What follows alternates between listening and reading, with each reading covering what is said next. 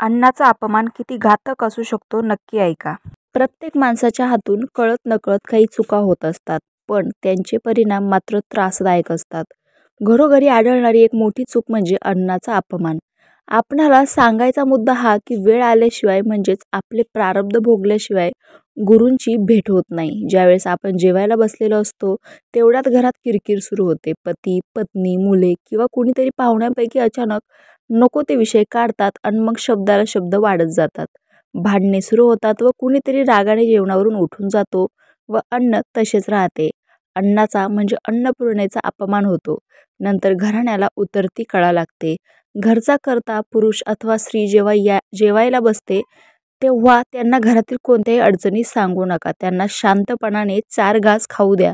शत्रू जरी काही खात पीत असेल, जेवत असेल तर त्याला सुखाने खाऊ द्या. काहीही बोलू नका.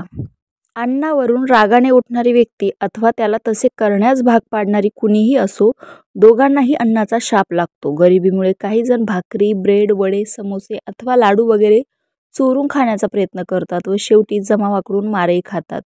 मांजरे व तत्सम प्राणी काही वेळा चोरून दूधही पितात, म्हणून काही जण त्यांना मारतात अथवा हुसकावून लावतात. चोरी करू नये हे बरोबर असले तरी त्या मुक्या प्राण्यांना काय समजणार? एखाद्याच्या तोंडचा घास काढून घेणे हे आपल्या शापाला आमंत्रण देते. त्यासाठी असे प्रकार करू नका. मतभेद वगैरे असतील तर नंतरही त्यावर बोलता येते, पण समोर अन्न असताना चुकूनही तोंडातून अपशब्द काढू नयेत. तसेच कुणाला कोणता सल्लाही देऊ नये. घर असो वा हॉटेल, लग्न, मुंजीचा कार्यक्रम अथवा कोणताही समारंभ असो, लोकांनी शांत मनाने जेवण केले तरच तो आशीर्वाद ठरतो.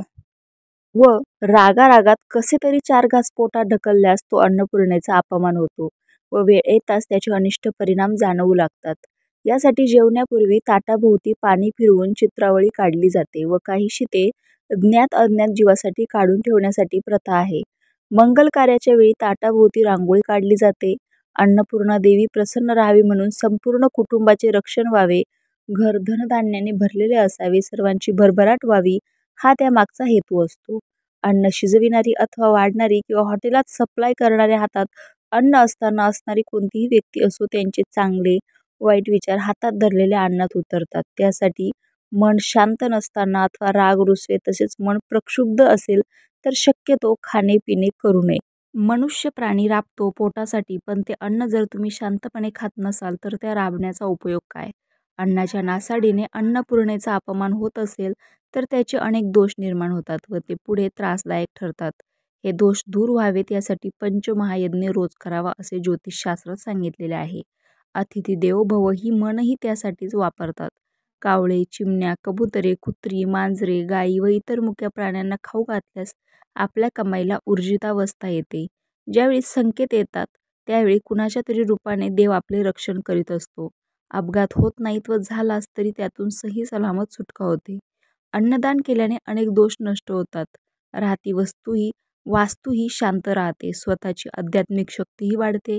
याची माझ्या स्वतःबद्दल प्रचिती. रामकृष्ण हरी.